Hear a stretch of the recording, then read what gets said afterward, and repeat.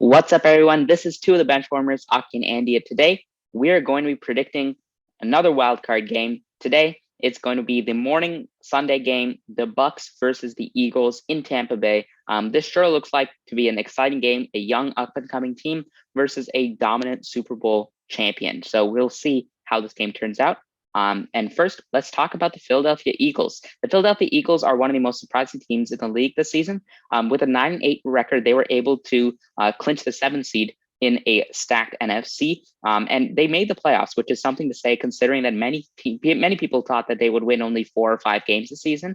However, an easy schedule against teams which were consistently underperforming allowed them to get some critical wins, and they were often the team that was able to consistently beat bad teams or teams with not great offenses, and consistently lose or get in close games with teams which are good. The best team which they beat was the New Orleans Saints. So that's showing that they weren't exactly beating the best of teams. However, this team is still a really solid team. They are the best running team in the entire league with a multifaceted running approach. They have several different backs, such as Miles Sanders, Jordan Howard, Kenneth Gainwell, and Boston Scott, along with the running ability of Jalen Hurts himself.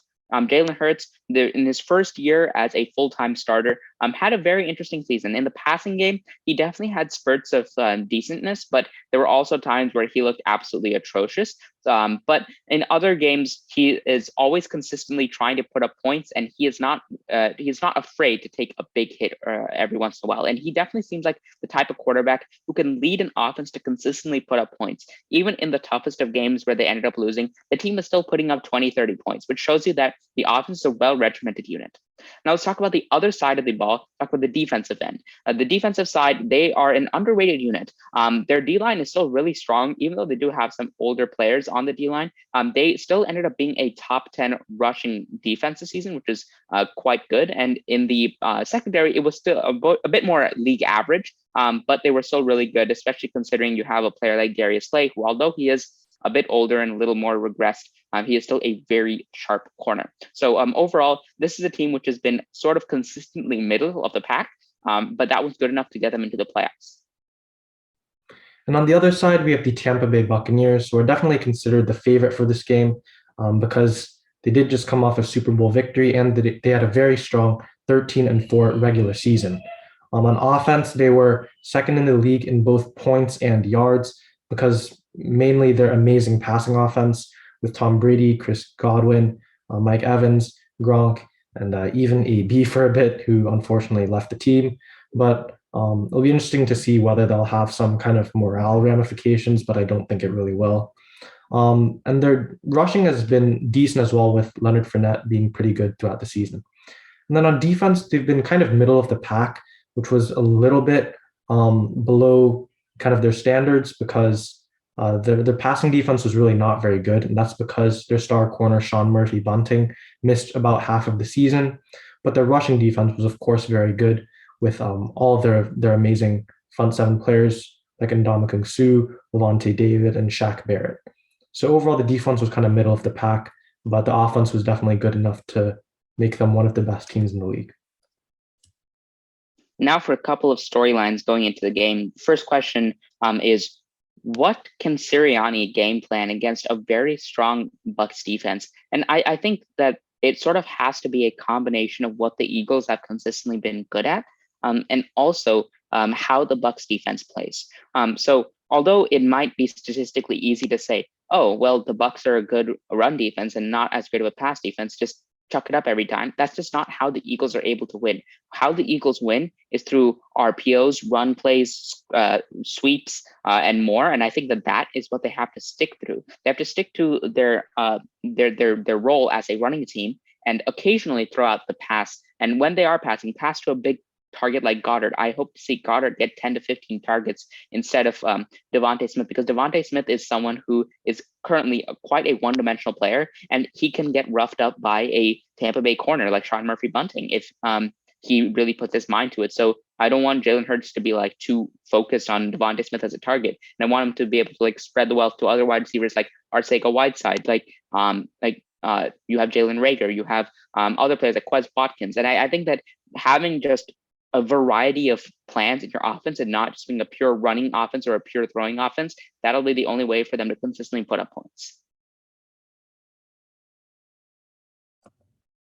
Yeah, and on the other side, the real question for Tampa Bay is whether they can stop that powerful Eagles offense, or run offense mainly, because the Bucs have the number one run D, the Eagles have the number one run offense, so it's kind of an unstoppable force meets an immovable object type of situation here. But in their previous matchup this season, the Bucs won, but the Eagles' running game was pretty good. They had 100 yards, two touchdowns from Jalen Hurts, and 5.3 yards per carry, which is definitely impressive. And that was really that running game was really the only reason it was a one score game in the end. And even since then, the Eagles have actually improved in running the ball because in that game, they basically only used Miles Sanders as a running back in addition to Jalen Hurts. But now they've been able to learn how to use all of their running weapons in different ways, and in their most effective ways. And it'll be interesting to see whether the Bucs defense can match up to a very sneaky run offense. So, with that said, how do we think the game's going to go?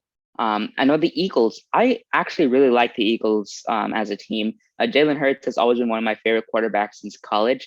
I've mentioned this a few times on the channel. And also, I really like their run first option. I think this reminds me of a Ravens team which just hasn't had the same level of hype. The Ravens are also one of my favorite teams the past couple of years to watch because it's just the pure dynamic nature of their offense and while keeping a quite decent defense. So I think that they are a young team with a great future, but their time isn't now. Because they are the 7th seed and they are facing Tom and the Bucs. Even though the Bucs offense is slightly depleted after the loss of Godwin and AB, I still think that they're going to be able to, because of their experience and their recent Super Bowl victory, move past, control the time of possession, and take advantage of Eagles' mistakes, especially Jalen Hurts. This is his first playoff game. I expect him to throw around 60% completion percentage or lower, and I don't expect the run offense to do too well until at least the second half. And I think the Eagles will look better in the second half than they do the first half. But the game final score is going to look a lot closer than the actual game was in terms of yardage. So I have the Bucs winning by 2 scores, 31-17. Yeah, I pretty much agree with Aki here. I mean, the Bucs are coming off a Super Bowl victory. They just have so many experienced players in terms of playoff scenarios, and that's just something the Eagles don't have. Even their veterans like Darius Slay. I mean, he played for the Lions his whole career, so he doesn't even have much playoff experience considering he's been in the league for about 10 years. And just the fact that you have Tom Brady just automatically makes you a favorite in 99% of games. And I think they have the perfect defense to stop this somewhat one-dimensional Eagles offense. So I think the Bucs will pull out to an early lead, and then from there, the Eagles are going to basically be forced to pass it because they're losing, but they're really going to struggle in that regard. So I have the Bucs blowing out the Eagles 35-14. But that wraps it up for this prediction between the Bucs and the Eagles. Let us know whether you agree or disagree. Make sure to like and subscribe if you have not done so already. This is the Benchwarmers, and we're signing out. See ya.